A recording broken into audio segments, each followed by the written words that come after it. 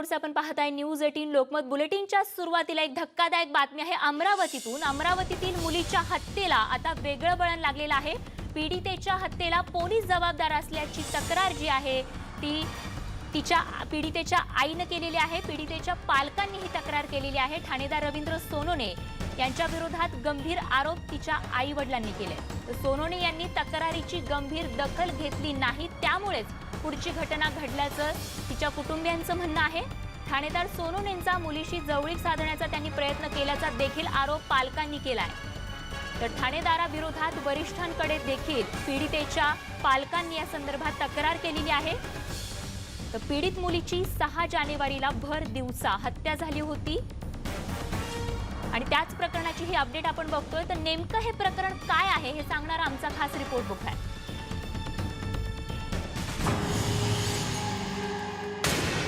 भर दिवसा विद्यार्थिनीची हत्या। प्रेम प्रकरणातून नराधमानं तिला संपवलं। पीडितेच्या कुटुंबियांचे पोलिसांवर गंभीर आरोप। मुलीला त्रास देणाऱ्या पोलिसावर कारवाई होणार का? प्रेम प्रकरणातून एका तरुणानं विद्यार्थिनीची निर्घृणपणे हत्या केली आहे। भर दिवसा पार्कमध्ये हत्या झाल्यानं एकच खळबळ उडाली आहे। यात चाकूने भोसकून नराधमानं काही दिवसांपूर्वी विद्यार्थिनीला संपवलं होतं। अमरावतीतल्या धामणगाव रेल्वे स्टेशन परिसरात हे हत्याकांड झालं। फोटोत दिसत असलेल्या सागर तितुरमारे यानंच मुलीला संपवलंय। याआधीही सागरनं मुलीला फूस लावून पळवून नेलं होतं। त्याची तक्रारही पीडितेच्या कुटुंबियांनी केली होती, मात्र त्याची गंभीर दखल दत्तापूर पोलीस स्टेशनच्या ठाणेदारानं घेतली नाही आणि त्यामुळेच नराधमानं मुलीची हत्या केल्याचा गंभीर आरोप पीडितेच्या पालकांनी केलाय। माझ्या मुलीची हत्या केली सागर तितुरमारे। तर सोनोने सरनं त्याची तक्रार काहीच नाही केली। 2 वेळा रिपोर्ट दिला, तक्रार केली। बरं अंदर ठेवून त्याला सोडून दिलं आणि 100% या गोष्टीला सोनोने सरच वारस आहे। आम्ही सोनोने सरांवर विश्वास ठेवला 100%। सोनोने सरांनी आमचा विश्वासघात केला। सोनोने सरांमुळेच माझ्या मुलीची हत्या झाली। सोनोने सरांवर कारवाई व्हावी। ठाणेदार रवींद्र सोनोने यानं तक्रार दिल्यानंतर आपल्या मुलीशी जवळीक साधण्याचा प्रयत्न केल्याचा आरोप पीडितेच्या आईनं केली आहे। तशी तक्रारच त्यांनी वरिष्ठांकडे केली आहे। सोनोने सर माझ्या घरी येत होते, स्वतःवरून माझ्या मुलीला फोन करत होते। माझ्या मुलीला कॉलेजमध्ये भेटायला जात होते, कॉलेज भरताना आणि कॉलेज सुटताना, आणि माझ्या घरी जेवण करायला पण येत होते स्वतःवरून फोन करून। माझ्या मुलीला सकाळपासून तर संध्याकाळपर्यंत 7 ते 10 कॉल करत होते फोनवर बोलताना। आणि ती म्हणत होती, आई मला सर भेटायला येते कॉलेजमध्ये, मला लाज वाटते, माझ्या मैत्रिणी राहते, आई सरांना सांगतो तू। पण आम्ही पण सरांना सांगितलं, पण सर ऐके नाही। तपास करणाऱ्या अधिकाऱ्यांवरच पीडित मुलीच्या कुटुंबियांनी आरोप केलेत। त्यामुळे आता पीडितेच्या पालकांच्या तक्रारीची दखल घेऊन ठाणेदार रवींद्र सोनोने याची चौकशी करून कारवाई होण्याची गरज आहे। या प्रकरणातील जे ठाणेदार रवींद्र सोनवणे आहे, हे सोनवणे सदर युवतीच्या घरी जायचे, तिला वारंवार फोन करायचे, तिच्या शाळेत भेटायला जायचे, असा आरोपसुद्धा या जी युवती आहे, मृत झालेली युवती आहे, युवतीच्या आईने केलेला आहे। त्यामुळे या प्रकरणाला वेगळे वळण लागले असून रवींद्र सोनवणे यांच्यावर पोलीस विभाग काय कारवाई करते याकडे खरं तर सर्वांचं लक्ष लागलेलं आहे। मुलीच्या पालकांनी केलेल्या तक्रारीची गंभीर दखल घेऊन पोलिसांनी नराधमावर कारवाई केली असती तर पुढचा अनर्थ टळला असता। त्यामुळे आरोपीवर कारवाई न करणाऱ्या आणि पीडितेला त्रास देणाऱ्या पोलीस अधिकारी रवींद्र सोनोनेवर वरिष्ठ काय कारवाई करतात हेच बघावं लागणार आहे। अमरावतीहून संजय शेंडेसह ब्युरो रिपोर्ट न्यूज 18 लोकमत। तर आपण पाहतोय ज्या खाकी वर्दीवरती खरं तर संपूर्ण समाजाच्या रक्षणाची जबाबदारी असते, त्या खाकी वर्दीकडूनच, त्या पोलिसांकडूनच याबाबत किती मोठा हलगर्जीपणा करण्यात आलेला आहे आणि जो आरोप त्या पीडितेच्या आईवडिलांनी केलेला आहे, ज्या मुलीची खरं तर हत्या करण्यात आलेली आहे, तो आरोप खरा असला तर हा किती मोठा गुन्हा एका रक्षणकर्त्यानं केलेला आहे आपल्याला या ठिकाणी बघायला मिळतंय। त्यामुळे अशा व्यक्तीवरती आता काय कारवाई होणार याकडे सगळ्यांचं लक्ष लागलेलं आहे। आमचे प्रतिनिधी संजय शेंडे आपल्या संपर्कात आहेत। संजय, किती गंभीर आहे हे प्रकरण? रक्षण करताच अशा पद्धतीने जेव्हा हलगर्जीपणा करतो आणि तेव्हा त्या ठिकाणी त्या मुलीचा बळी गेलेला आहे. अत्यंत धक्कादायक अशी ही घटना आहे. पोलिसांकडून, वरिष्ठांकडून या प्रकरणाची काही दखल घेण्यात आली आहे का? निश्चितच आपण पाहू शकतो की खरं तर ही गंभीर बाब आहे. काही दिवसापूर्वी हिंगणघाटमध्ये अतिशय क्रूरतेनं तरुणीला जाळण्याचं प्रकरण घडलेलं आहे. त्यानंतर ही खरं तर 6 जानेवारीची घटना आहे. मात्र 6 जानेवारीच्या घटनेच्या पूर्वी जुलै महिन्यात या मुलीला सदर जो युवक आहे चित्रुमारे त्याने पळवून नेलं होतं.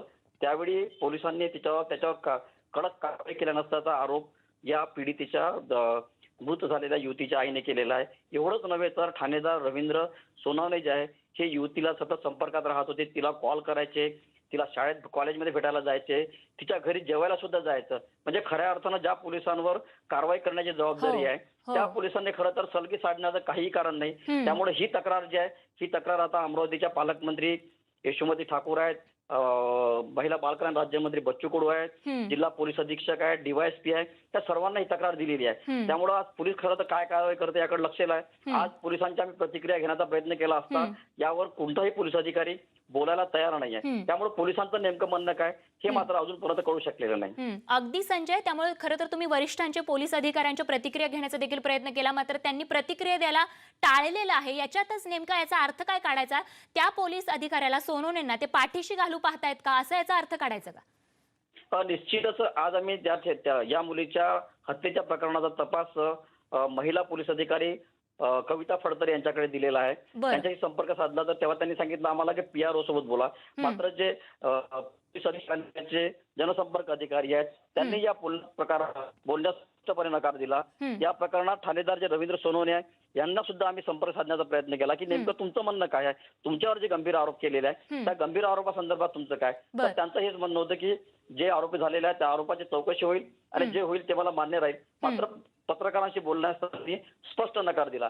पोलीस अधीक्षकांनाही आम्ही संपर्क साधण्याचा प्रयत्न केला, मात्र पोलीस अधीक्षक हे अमरावतीत नसल्यामुळे त्यांच्याशी संपर्क होऊ शकलेला नाही. स्वाती. अगदी संजय, त्यामुळे जे दोषी आहेत त्यांच्यावरती कारवाई ही झालीच पाहिजे आणि त्या अनुषंगाने तुम्ही पाठपुरावा घेतच राहा आणि अशीच अपडेट आमच्यापर्यंत पोहोचवत राहा. तूर्त धन्यवाद या माहितीसाठी.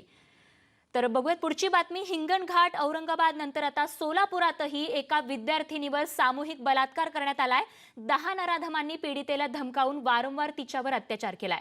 पीडितेच्या तक्रारीनंतर नराधमांविरोधात आता गुन्हा दाखल करण्यात आलाय. अल्पवयीन मुलीवर सामूहिक बलात्कार, 10 नराधमांनी धमकी देऊन केले अत्याचार. बलात्काराच्या घटनेनंतर देशभरात खळबळ.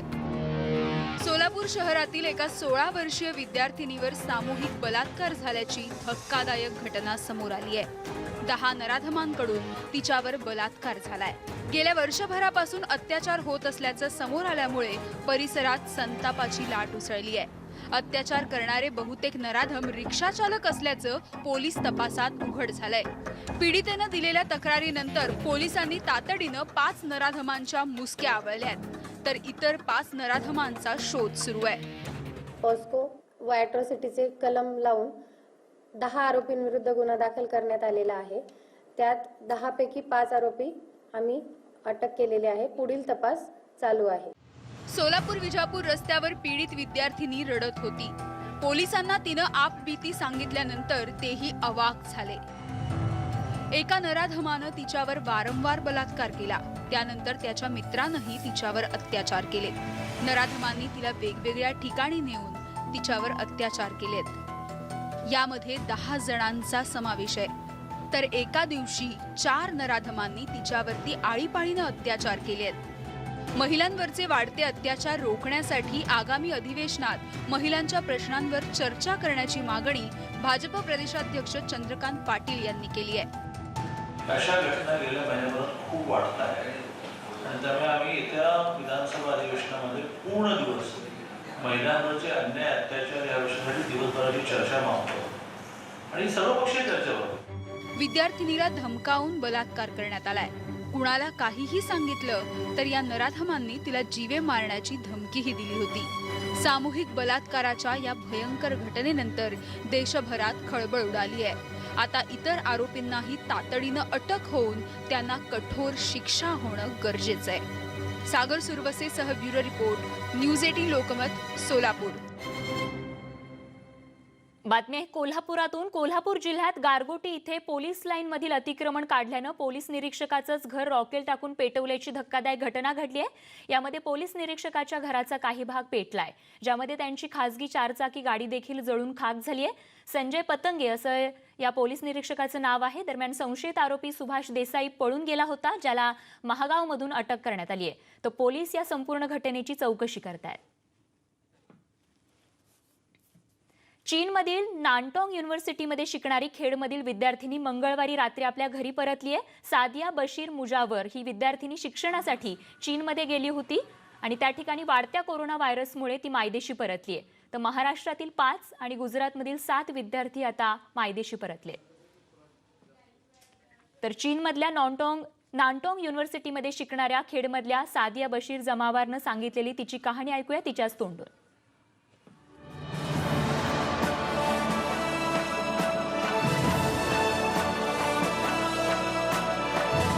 मला एम्बॅसीमधून फोन आलेला. त्यांनी पण आम्हाला म्हणजे फोनवरती सांगितलं की तुम्हाला काही प्रॉब्लेम असेल तर आम्हाला सांगा.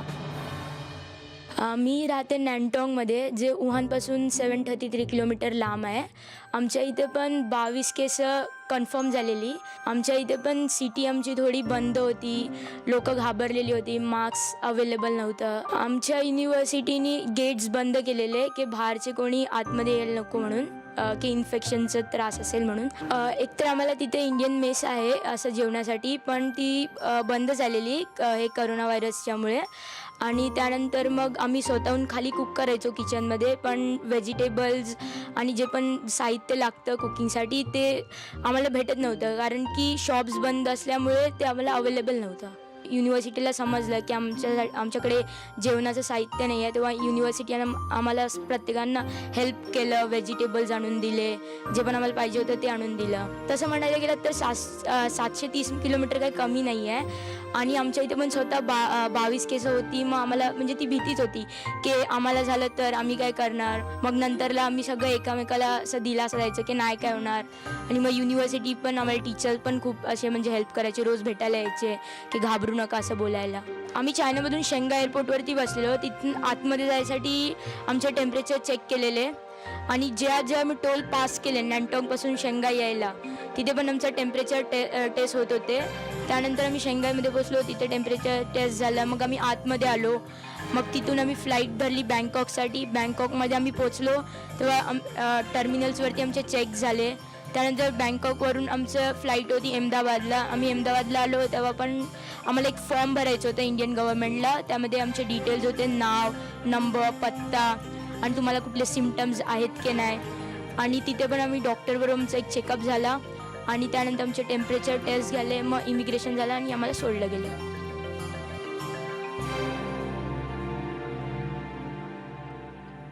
आणि या बातमीसोबतच बुलेटिनमध्ये अगदी छोटासा ब्रेक घेऊन लगेचच परत येतो. बघत रहा न्यूज 18 लोकमत. ब्रेकनंतर बुलेटिनमध्ये आपल्या सगळ्यांचं पुन्हा एकदा स्वागत. महाराष्ट्राची लाईफलाईन अशी ओळख असलेल्या एसटीचा प्रवास धोक्याचा ठरतोय.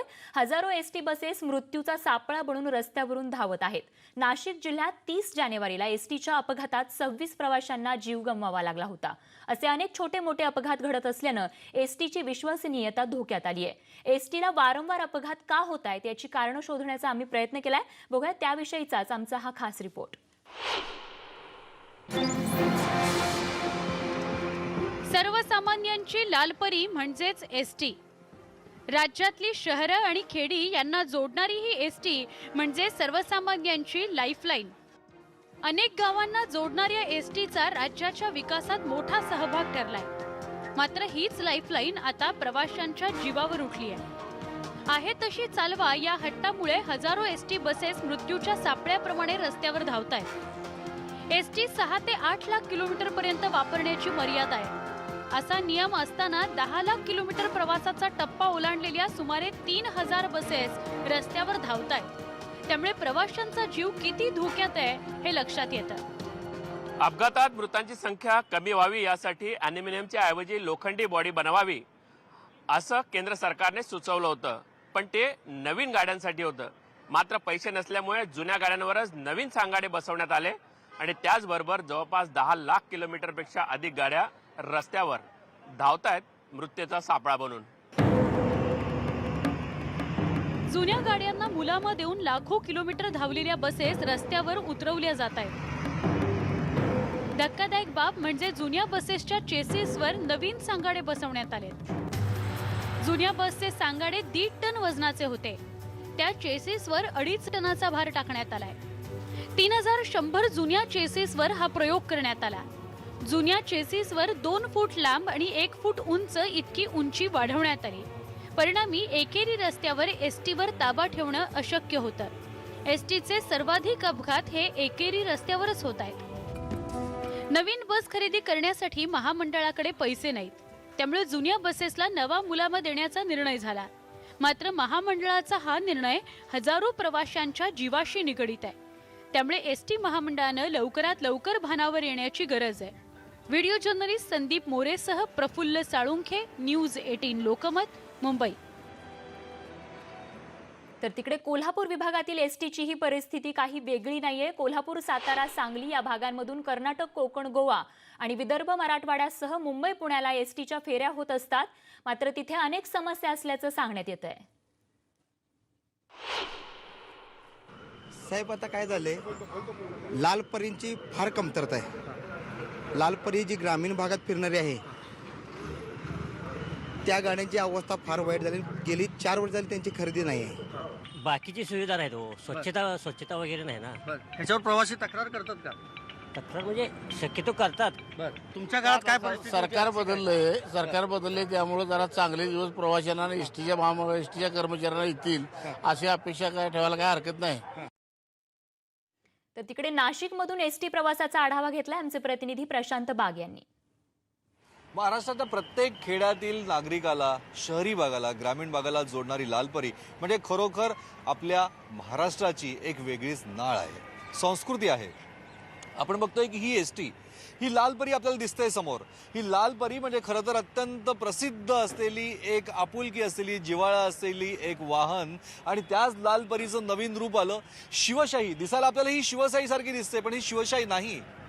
तुम्हाला सगळ्यांना सांगतो, ही शिवशाही तर नाही, तर ही आहे लालपरीच. पण जी लालपरी 15 वर्ष वापरल्यानंतर स्क्रॅपमध्ये गेली पाहिजे, त्याच लालपरीला स्क्रॅपमध्ये न टाकता त्या जुन्या चेसिसवर अशा प्रकारचा नवीन डोलारा उभा केला. केबिनमध्ये सुंदर दिसतंय सगळं. इथले बरेच चालक, वाहक सुद्धा या ठिकाणी बोलतायत, चर्चा करतायत. या ठिकाणी आपण बघतोय की एक टायर, म्हणजे खरं तर या बसला रिमोल्ड केलेले टायर सगळे पुढे लावतात, आणखीन सगळे आहे. काय परिस्थिती आहे केबिनची.